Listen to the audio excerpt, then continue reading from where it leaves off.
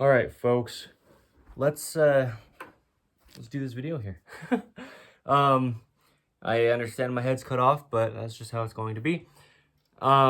This is Frank the guitar. This is In the Image Clothing Company music. My name is Evan Strong, the founder of In the Image Clothing Company, a company where we address the human body, doing it mostly through clothing. We just allow the body to work. But we also do that through everything that we do in our lives. We talk about the anatomy of the human body and what clothing is doing to that on our main side of things. This is In the Image Clothing Company music. And we also have In the Image Clothing Company podcast, where we have discussions on the gospel of Jesus Christ. So you can check out the other parts of our company if you'd like to as well. But here I'm going to show, I just barely made a video titled How to String a Guitar. And then I made a video right after that, because I needed to, tune my guitar, titled How to Tune a Guitar. Now, what I'm going to show within here is how to tie up the excess ends of your strings. Because I mentioned within the video on how to string that you can just take these ends and loop them up rather than just clipping them off, because if there's anything that happens where the string starts to slip through and you need a little bit more excess, once you cut the string off, you can't reattach the string. So what I will do sometimes is loop the ends up. And you might have seen that before from other people, having the ends of their strings looped up. And I'll give a demonstration of one, and then I'll kind of get into talking about it a little bit more. So what I'm saying is, you take the string and you just wrap it, right, around in little loops. You can do it around your finger, or you can just loop it and then, yeah. But anyway, I'm going to show one and then I'll figure out how I'm going to explain the rest of them. But see how it's wrapped into loops? I just wrapped it around my finger, and then you'll take this little excess on the end here and you'll wrap it through its hole and around itself, and then do that just a couple times at the end. I'll explain it a little bit, more thorough as I'm doing the next few, but this is the first one that I'm doing on this string set. So, yeah. Okay. So there we go. Because this first one I want it to be like an example so you can see what I'm talking about. So see how there's that little wrap there? So you can leave the string in case you want to do anything with it. I mean, like I said, the biggest thing is in case it starts to slip out of these little tuning barrels where it's wrapped around, then you have excess to be able to make sure that it can stay secure. But yeah, so you can do that, and then it doesn't affect anything. Ideally, we don't let it vibrate against anything so it's making sound while we're playing, but I'll show how to do that.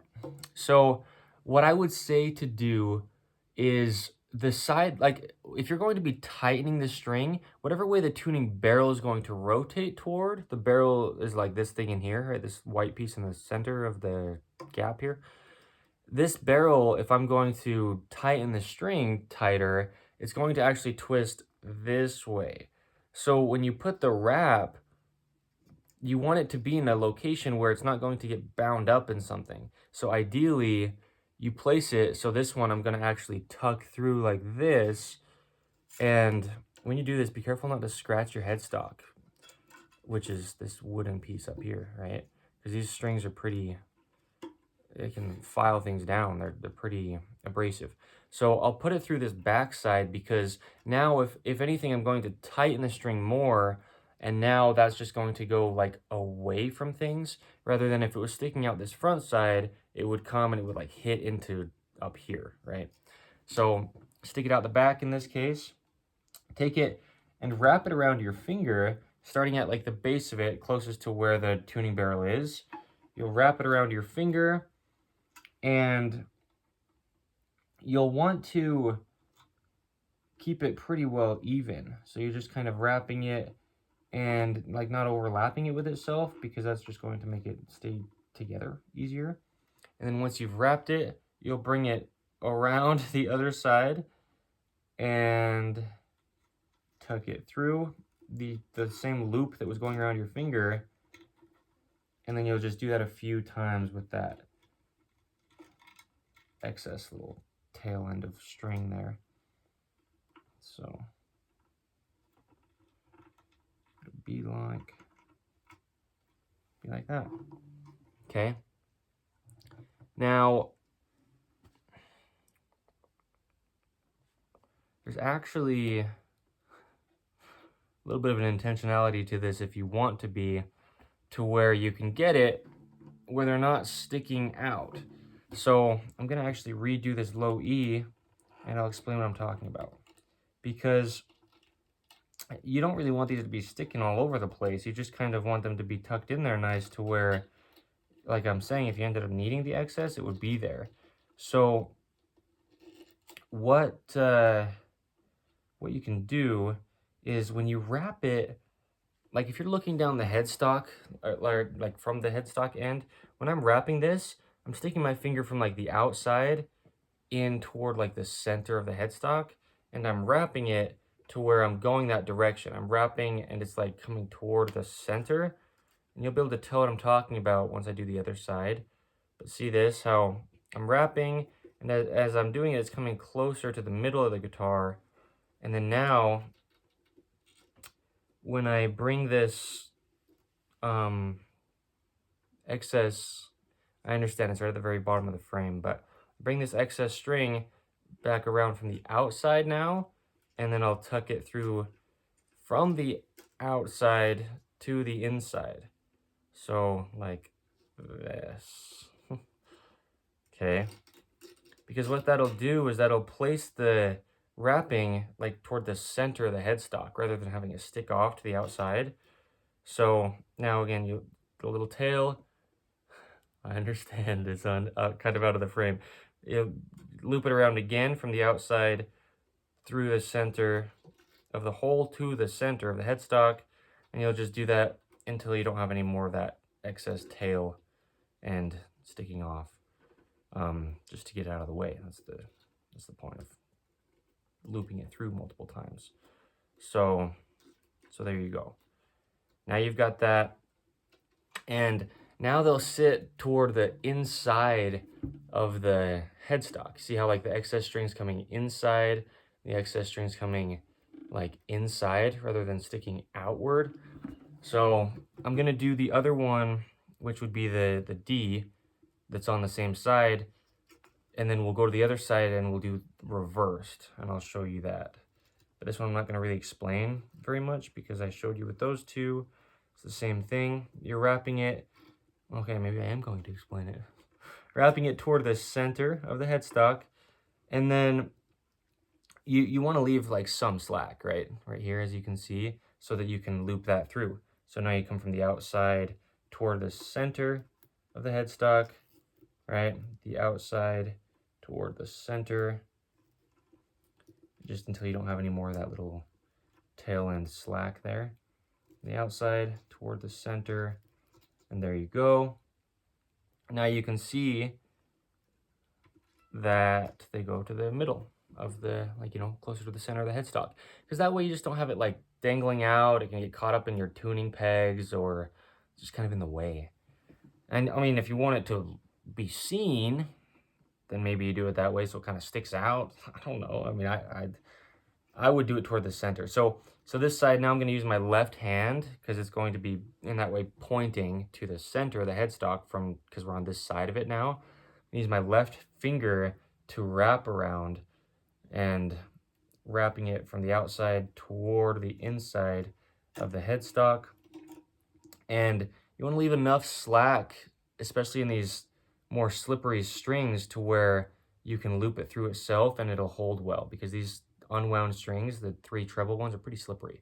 So you take this slack after you've done a couple wraps around your finger, and you'll come from the outside toward the inside and go through the little loops you made, right? As if you're going toward the center of the headstock, same way that you were doing the loops, but now you're putting this thing through those little loops. And then you just continue to do that until you don't have any more of that slack and little tail end of the string here. around, and there you go. Okay, so now that G is done.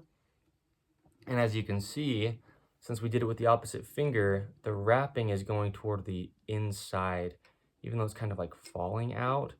The string is on the inside, this wrap stuff of the string that's actually coming out of the tuning barrel.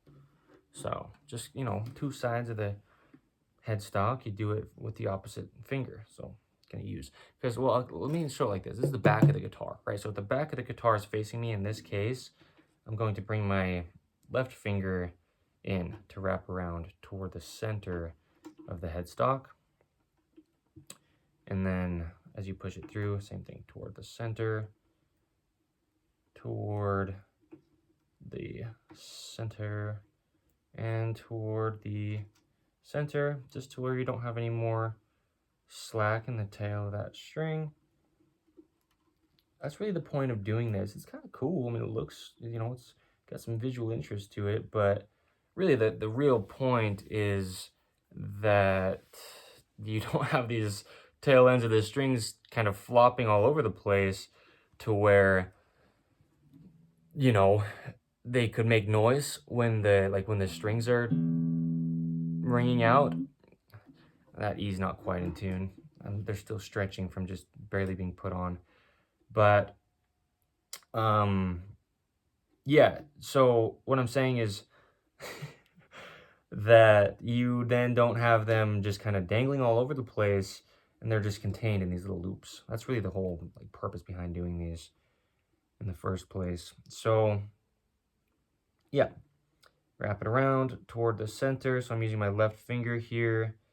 But like I was showing about how you want to do it on like the side where if you are going to tighten the string and twist that tuning barrel, it's going to like get out of the way rather than hitting into things. So with this high E, because of the location of where it's sticking out, I'm actually gonna do it on the front side, because when this tuning barrel tightens, it's going to twist this way.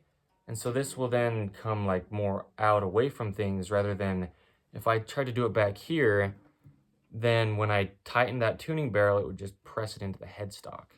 So this one I'm actually gonna do from the front.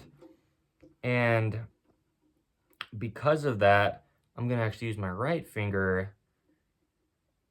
The reason I make that like face and kind of pause is because I don't want to confuse you, but I am just explaining it as I'm doing it. It's on the other side. The point is I'm gonna use my right finger because we flipped the guitar over, right? So now this is the top of the guitar.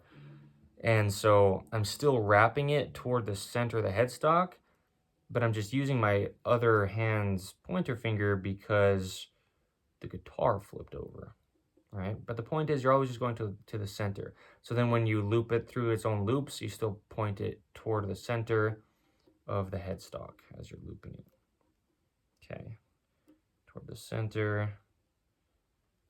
And we'll go one more with this one, just so that you've used up all the end of that tail slack, just so it's out of the way.